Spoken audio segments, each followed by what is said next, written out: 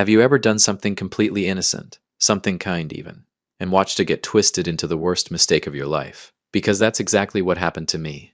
And by the time you understand the full picture, you're going to question everything. Your instincts, your judgment, maybe even the person sitting closest to you right now. Welcome back to Dad's True Revenge. Grab your snacks, get comfortable, and remember, the people in these stories had every chance to behave themselves. They just chose wrong. Drop a comment and be sure to subscribe. You're going to love it here. My name is Shane Mercer. I'm 43 years old. I own a mid-sized logistics company in Phoenix, Arizona. I coach Little League on Saturdays. I tip well. I remember birthdays. And according to the state of Arizona, I tried to poison my wife with water. Let me take you back to the morning everything started. March 4th. A Tuesday, which is already suspicious because nothing good ever happens on a Tuesday. But I didn't know that yet. I woke up feeling like a man on top of the world. See, 3 months prior, I'd closed the biggest deal of my career. A merger that had taken 2 years, 4 law firms, and approximately 11,000 cups of coffee to pull off. The kind of deal that changes your last name from who to owe him. The final wire transfer had just cleared the night before. $100 million. Let me say that again for the people in the back. $100 million sitting in our joint account like it owned the place. Because it did. I remember standing in the kitchen that morning in my socks, phone in hand, staring at the number on the screen. My wife, Rebecca I called her, came down the stairs in her silk robe, hair still messy from sleep, looking the way she always looked in the morning. Like someone who knew exactly how beautiful she was. She poured herself a glass of orange juice and glanced at me over the rim. "You're smiling like an idiot," she said. "Come here," I told her. She walked over, slow, the way she did when she thought I was about to say something she'd have to pretend not to care about. I handed her my phone, watched her eyes scan the screen. She didn't gasp, didn't scream, didn't cry. Becca never did the thing you expected her to do. She just looked up at me, smiled, slow, wide, the kind that reached her eyes, and said very quietly, "Well, there it is." I kissed her on the forehead, told her I loved her.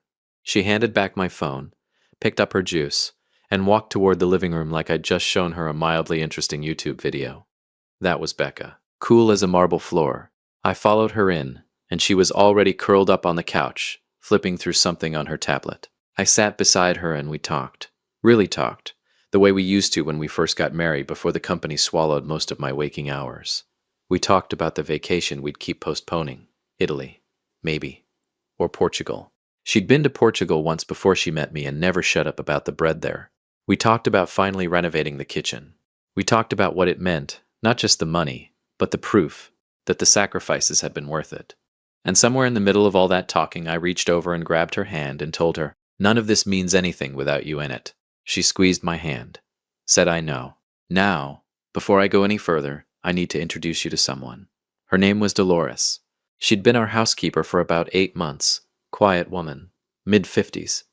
Efficient in a way that made you feel slightly judged even when she wasn't looking at you. She showed up every weekday at 8 a.m., never a minute late, never a minute early, and she moved through our house like a ghost, present but invisible, the way good housekeepers somehow managed to be.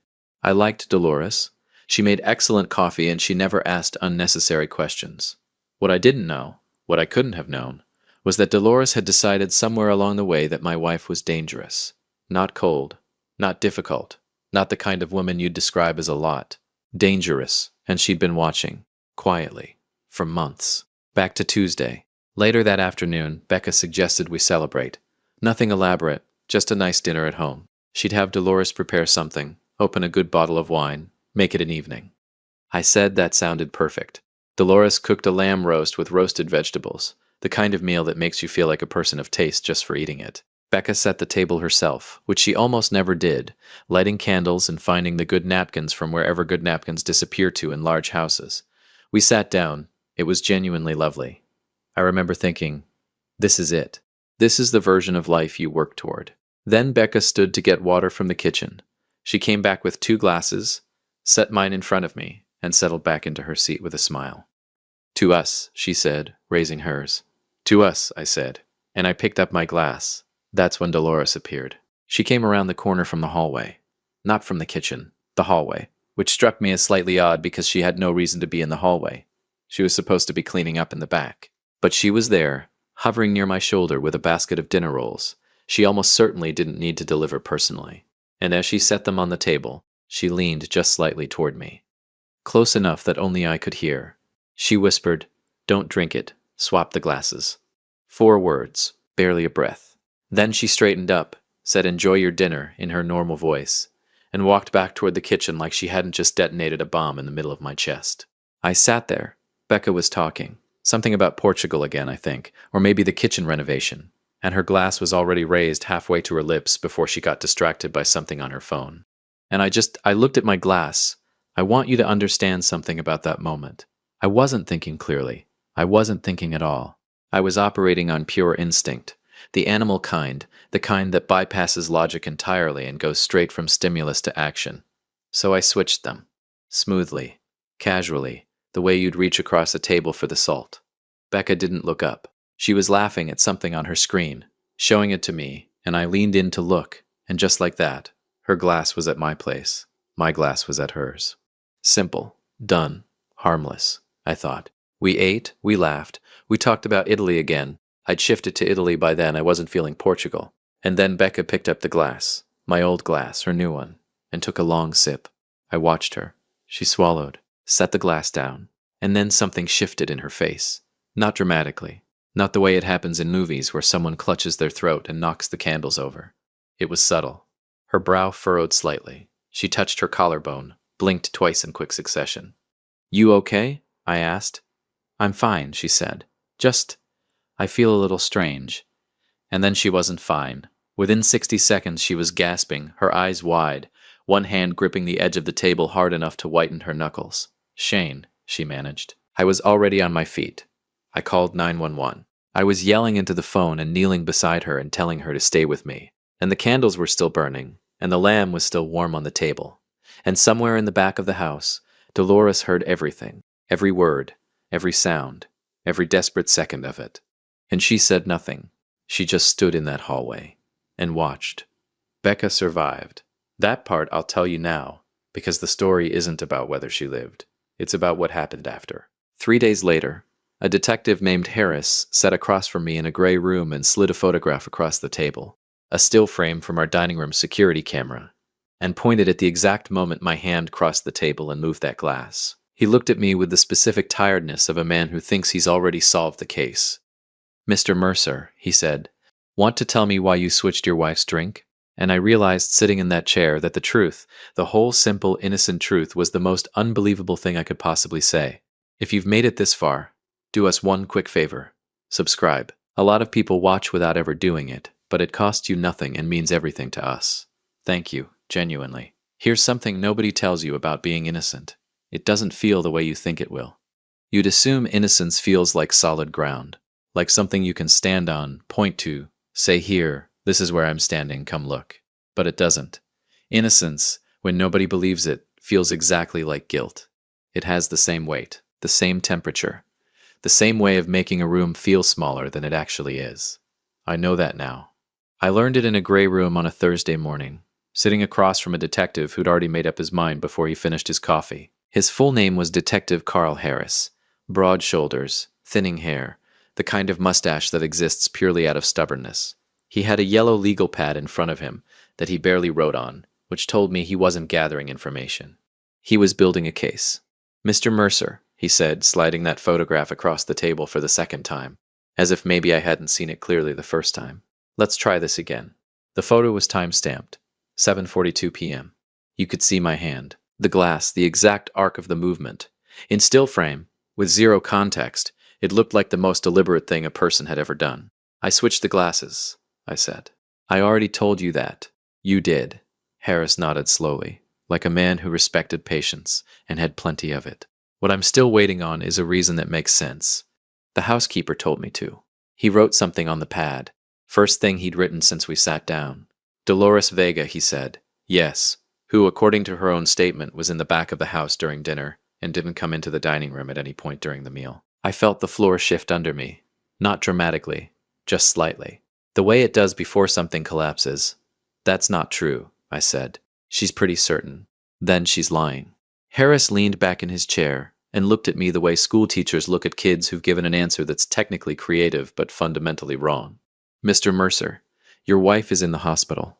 The preliminary tox screen came back this morning. He paused just long enough to make sure I was paying attention. There was a sedative compound in her system, high concentration, the kind that doesn't get there by accident. The room went very quiet. That wasn't in the water, I said. My voice came out steadier than I felt. That had to have come from something else. The food, the wine, something. The food and wine both came back clean. Then I don't know how it got there, but I didn't put it there. But you switched the glasses, because Dolores told me to. Who says she wasn't in the room? He said it without a question mark, just laid it there on the table between us like a stone. And I had nothing. No other witness, no audio. Just a security camera that had caught my hand, and a housekeeper who had apparently decided sometime between Tuesday night and Thursday morning that none of it had happened. They let me go that afternoon. No arrest, not yet. But Harris shook my hand at the door, with the specific courtesy of a man who wants you to know the door isn't far. I drove home in a fog so thick I almost missed my own exit. The house felt different when I walked in, bigger somehow, emptier. The dining room table still had a faint ring where one of the wine glasses had sat, and I stood there staring at it for a full minute before I caught myself. I needed to think. More than that, I needed to find Dolores. I called her that evening, 4 times, straight to voicemail, each one. Her outgoing message was professional, clipped, the voice of a woman who did not invite small talk. "You've reached Dolores, leave a message." I left one. "Dolores, it's Shane Mercer. I need you to call me back tonight, please. Whatever you think is happening here, whatever reason you have for saying what you said to the police, I need you to talk to me first, please." I hung up and sat on the edge of my bed in the dark for a long time. Then I did the thing every rational adult does when they're running out of options. I started Googling. Now listen. I want you to stay with me here, because this is where the story stops being about a glass of water and starts being about something much stranger. I typed in her full name, Dolores Vega, Phoenix, Arizona. I wasn't expecting much, maybe a Facebook page or a LinkedIn profile that confirmed she was exactly who she said she was. What I found instead was a forum post. On a neighborhood watch website, the kind with the terrible early 2000s layout that makes you feel like you've traveled back in time, from about 11 months ago, posted anonymously. But the details were specific enough to make my stomach turn. The post described a woman, mid-50s, housekeeper, meticulous, quiet, who had apparently become convinced that her previous employer's wife was trying to harm him. The poster described months of the housekeeper making small comments, moving things around the house, watching the wife, creating what the poster called an atmosphere of paranoia in an otherwise normal home. The previous employer had eventually let her go, not because she'd done anything criminal, but because, in his words, and I'm paraphrasing here, she started to feel less like an employee and more like a security detail nobody had hired. The post didn't name her, but the timeline fit perfectly. She would have started working for us about 2 months after that family let her go. I read it 3 times. Then I sat back and asked myself the question I should have asked 8 months ago when she first walked through my door. What exactly do I know about Dolores Vega? The answer, I discovered over the next 24 hours, was almost nothing. The agency we'd hired her through, Prestige Home Staffing, very fancy name for what was essentially a website and a phone number, confirmed her employment history only as far back as 2 years. Before that, nothing. Her references were real people, but when I called both of them personally, one hadn't heard from her in years and seemed faintly surprised to learn she'd used them at all. The other number had been disconnected. I called my lawyer, a sharp woman named Patricia Cole who charged $400 an hour and was worth every cent. I told her everything, the whisper, the glass switch, Harris, the forum post, the references. She was quiet for a moment. Then she said, "Shane, I need you to tell me something honestly." "Okay, is there any reason your wife would want to hurt you?" I almost laughed. "No." "You're sure?" "Patricia, I handed her $100 million 4 hours before this happened." Another pause. "Right, okay." I could hear her writing. "Then we need to find out who Dolores Vega actually is, because right now she's the only other person in that house. She's contradicted your statement, and whatever she put in that water." "Shane." Her voice dropped half a register. "If she whispered to you not to drink it, what does that tell you?" I opened my mouth, closed it. Because she was right. I'd been so consumed by the question of why Dolores lied to the police that I hadn't circled back to the first question, the one that should have been obvious from the start. If Dolores knew the water was dangerous, how did she know? I didn't sleep that night. Not really. I lay in the bed that felt too wide without Becca in it, and stared at the ceiling and turned that question over and over in my mind like a coin I couldn't stop flipping. How did she know? Option 1. She'd seen something. Witnessed Becca do something to the glass in the kitchen. But if that were true, why lie to the police? Why not just say that? Option 2. She'd been watching Becca for a long time, building a case in her own head, the way that forum post suggested she'd done before. And the compound in the water had nothing to do with Becca at all. It had come from somewhere else, someone else. A contamination nobody had yet explained, and Dolores had whispered to me based on suspicion alone. Or option 3, the one I didn't want to look at directly. Option 3 was that Dolores hadn't warned me because she'd seen something. She'd warned me because she knew something, because she'd put it there herself.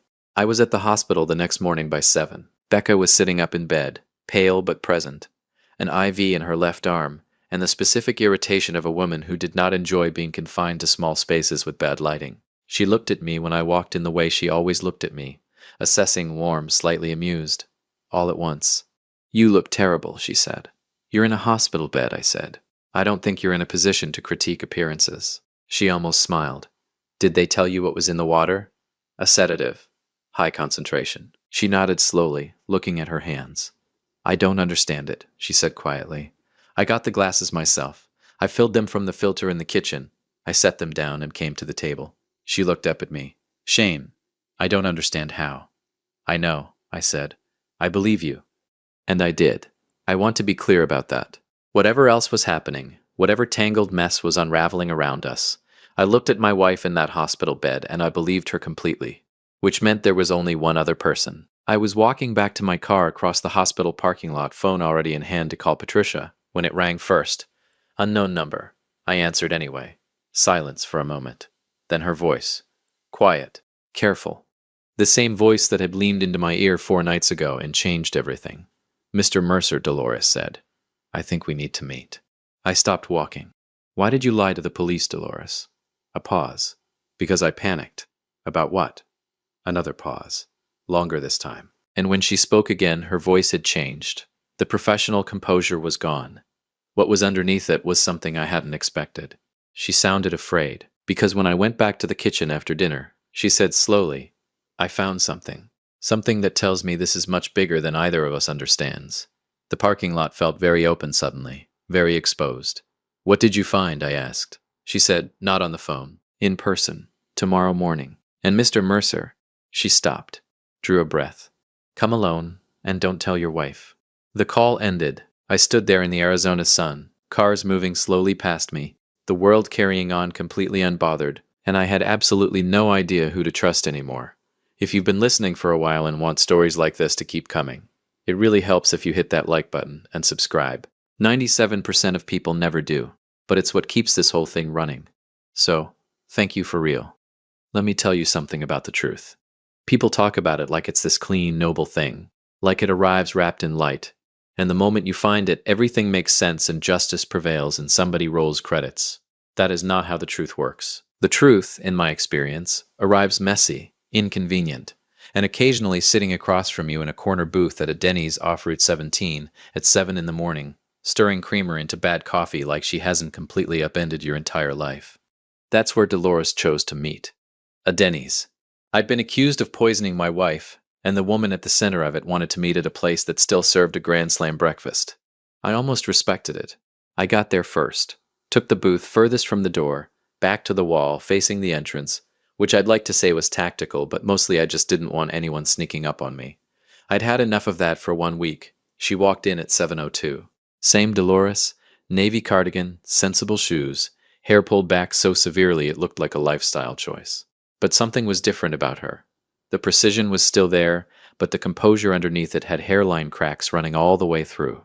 She sat down across from me without a greeting, folded her hands on the table, looked at me. "Thank you for coming alone," she said. "I almost didn't come at all," I told her.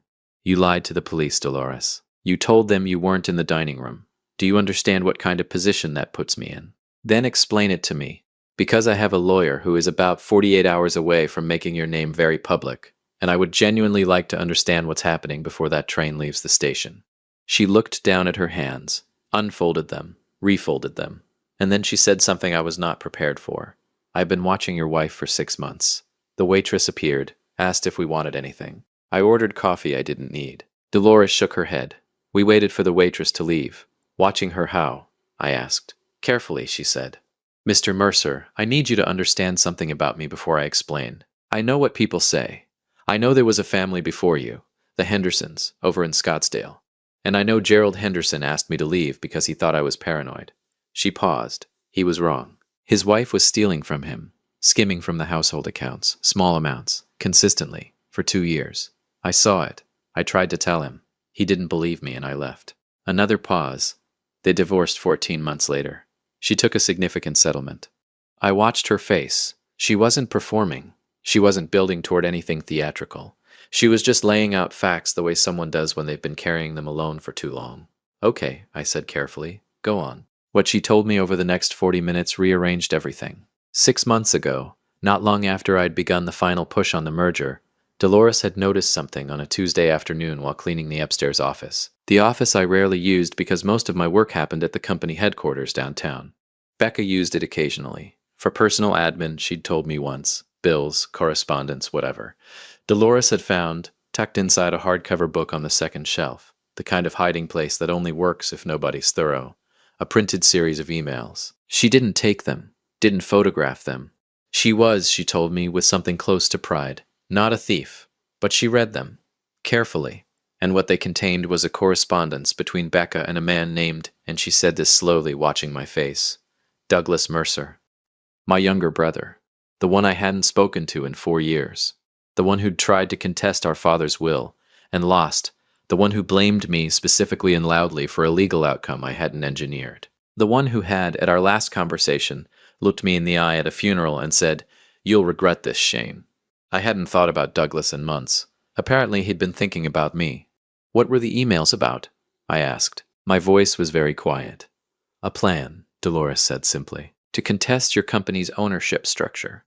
Your brother had apparently found a lawyer, someone in Chicago, who believed there was grounds to challenge the original partnership agreement from when your father helped fund the startup. Something about undisclosed terms. She looked at me steadily. The merger would complicate that significantly. $100 million changes the math on any legal challenge. I sat back. That's why Becca had them, I said. Not a question. I was just working through it out loud. She was building a case, researching, figuring out if Douglas had a real shot. Or coordinating with him, Dolores said quietly. I looked at her. She held the look. The last email in the sequence, Mr. Mercer. I've thought about it every day since I read it. Your brother wrote, and I'm telling you this as precisely as I can recall. He wrote that the cleanest solution would be if the merger never cleared at all. And beneath that, in your wife's handwriting, she'd annotated the printed copy. She'd written 2 words. She stopped. What 2 words? I asked. I know. I want to pause right here, because I know what you're thinking. You're thinking, so Becca was in on it. Shane's wife and his brother were working together. The water was poisoned deliberately, and she was the one who did it. I thought the same thing for about 30 seconds. Then I thought about it for real. Becca was the one who drank the water. She hadn't known I'd switched the glasses. If she'd poisoned my glass, she would never have touched hers. She'd have had a reason to avoid it, a headache, a sudden distaste for water, something. But she picked it up without a second thought and drank it and ended up in a hospital bed. Which meant either she had nothing to do with the compound in the water, or she was the greatest actress in the history of the American Southwest. So if Becca didn't put the sedative in the glass, I said slowly, and I obviously didn't. I looked at Dolores. She looked back at me. Dolores. I panicked, she said again, but her voice had changed. That's not an answer. A long silence. The Denny's hummed around us, plates clattering, somebody's kid complaining about eggs, classic American morning chaos. And in the middle of all of it, Dolores closed her eyes briefly and said, I put it in your glass. The room didn't change. The noise continued. The kid was still upset about the eggs. You put it in my glass, I repeated. A mild sedative, enough to make you feel unwell, enough to slow things down. Give me time to confront your wife about what I'd found. I wasn't trying to hurt you, I was trying to... She stopped, pressed her fingers against her lips. I had become convinced that something was going to happen to you, that with the merger closing, your brother and your wife were going to move against you legally, and I thought if I could just slow the evening down, talk to her myself. You put a sedative in my drink, I said again, still quiet. Still very calm, actually, which surprised me. And then you told me not to drink it. Because I changed my mind, she said. and her voice cracked on the last word. "I sat in that hallway and I watched the two of you at that table, and you were laughing and she looked at you like, and I thought, what am I doing? What have I done? So I warned you. I told you to switch them. I thought she'd just feel slightly drowsy. I didn't know she had a sensitivity." Her eyes were wet now, which was somehow the most unsettling thing I'd seen all week. I didn't know. I paid for the coffee I hadn't drunk. I drove to Patricia's office and sat across from her and told her everything. All of it. Douglas. The emails. Dolores. The sedative. The whole sprawling, ridiculous, impossible story. Patricia listened without interrupting, which was how I knew it was serious because Patricia always interrupted. When I finished, she set down her pen and said, "Okay, here's where we are." She laid it out with the clean efficiency of someone who'd untangled worse. Dolores had administered the compound. That was criminal. She would need her own lawyer.